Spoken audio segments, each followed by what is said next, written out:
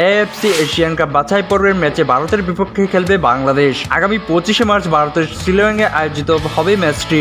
ভারতের বিপক্ষে ম্যাচকে সামনে রেখে সৌদি আরবে ক্যাম্প করেছে বাংলাদেশ। সেখানেই সৌদি ক্লাব আল ওয়াদাতের সঙ্গে প্রীতি ম্যাচ খেলেছে বাংলাদেশ। ফেডারেশন এই খেলার ছবি ফলাফল সরবরাহ করেনি ক্লোজ ডোর হওয়ায়। সৌদি আরবে ক্যাম্প শেষে আগামী 17 তারিখ বাংলাদেশে ফিরবে দল। এর আগে আরও একটি প্রীতি ম্যাচ খেলতে চায় বাংলাদেশ।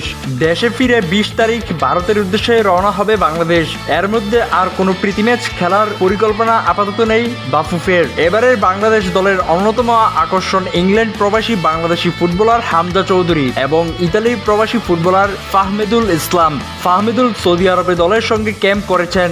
অন্যদিকে হামজা যোগ দিবেন 18 তারিখ। হামজা যোগ দেওয়ার পর বাংলাদেশ দল কোনো প্রীতি ম্যাচ খেলতে পারলে দলের সঙ্গে তার বোঝাপড়া আরও ভালো হতো বলে মনে করেন ফুটবল সংশ্লিষ্টরা। স্বাধীনতা টিভি বাংলা স্পোর্টস ডেস্ক।